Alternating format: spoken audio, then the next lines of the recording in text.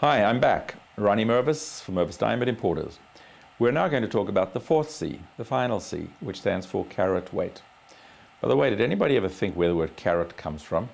And why is it spelled with a C? You've probably seen it spelled with a K as well. Well, first little tidbit, not worth much, but as long as we're talking about it, let's play with it. The carob tree has a seed, carob is spelled C-A-R-O-B, has a seed which weighs, well, every carob tree which drops carob seeds all have exactly the same weight, and that became the standard of weight for the diamonds. The word carob has changed over the course of time, and now it's become carat. What is a carat? It's a unit of weight. How much? 1/5 of 1 gram. So you get 5 carats, which will weigh a gram. 1/5, 1 gram is a carat, and a carat is then divided into 100 points. We always talk about a 10-pointer or a 20-pointer. 20-pointer would mean 0.20 of a carat. Half a carat would be 0.50 of a carat. So again, just to put it in perspective, if we're talking about a half a carat, it would be 0.50 or 50 pointers or 50 points or half a carat. And remember that there are 5 carats to a gram. So that gives you an idea that a carat really isn't an awful lot of weight. Just to tell you what a carat isn't, so we can get rid of a few misconceptions. It's not the same as carat, spelled with a K. Oh, by the way, here we have carat, C-A-R-A-T. It's not the way that carat, K-A-R-A-T is spelled. That carat is a measurement of fineness of gold. If we're talking about gold, we talk about 24 carat or 14 carat or 10 carat, 12 carat, whatever, different carat. Here we're talking about carat, C-A-R-A-T. And just not to confuse you, these aren't the carrots which rabbits eat either. Those are carats, C-A-R-R-O-T-S. Let's get our carats right. Now, we've just decided that a carat is a unit of weight. Diamonds are weighed, and the more they weigh, the more diamond you get, the more the price goes, and the less the other way around as well. It's somewhat of a misconception that people should buy diamonds by weight, because you can see weight. Weight is a unit of mass. It's simply how heavy an item is. Much more important is how big it is crosswise. How much of the spread of the diamond are you seeing? Now I'm going to pick up a big one. It's a 5 carat, and I'm going to show you.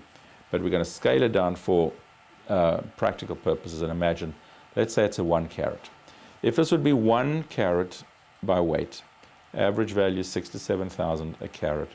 It would have a millimeter dimension across the top of 6.5 millimeters. So although we talk about carat weight, really you're much more interested in millimeter dimension.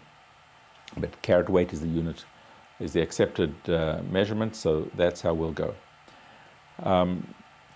Average diamond size for a typical engagement ring these days is 1.5 carats to 2 carats.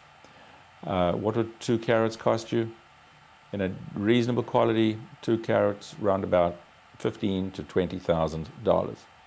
The more money there is, the bigger you can go, the less money, the other way around. But I do want to remind you that we spoke about price being a function of the 4 C's. And one of the factors in the 4 C's was carat weight.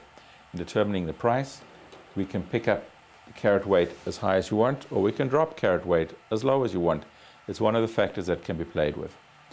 An interesting issue that I'd like to come back to that we had discussed earlier on in selecting your jeweler, I said always pick somebody where you can take your diamond back after a period of time, whether it's a year or many years, and say, I'd like to give you this diamond back and exchange it for a larger one.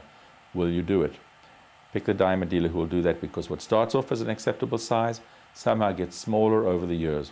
What you can afford when you're getting engaged or married for the first time may not be the same amount you can afford after 10 years or 20 years in professional service, and where somebody in the relationship becomes senior partner. What was okay as a 1 carat then becomes a little too small. You may want to go to a 3 carat or a 4 carat or a 5 carat. So that's where the word carat comes in a lot. And make sure that you can always take the smaller one back and exchange it for a bigger one. Of the 4 C's, I mentioned earlier on that they can't all be equal in importance. Some have to be more equal, some have to be less equal. If you remember, and if you were with us when we went through the clip on cut, I said that cut was the most important. And I think it is. Color and clarity are somewhat important, but carat weight is not the most important of all. because within a given range, if you dropped a few points, let's say you're just out of your price range and you're having to consider whether you would like to go with a carat 90 or a carat 70 or a carat 60, it's one where you can easily drop those 30 points. It looks less on paper. It's very hard to see the difference in millimeters. It's a good way to take something back off the table if you're trying to get the maximum cut, the maximum color and clarity out of the stone. But everything is an individual choice, and we leave that to you.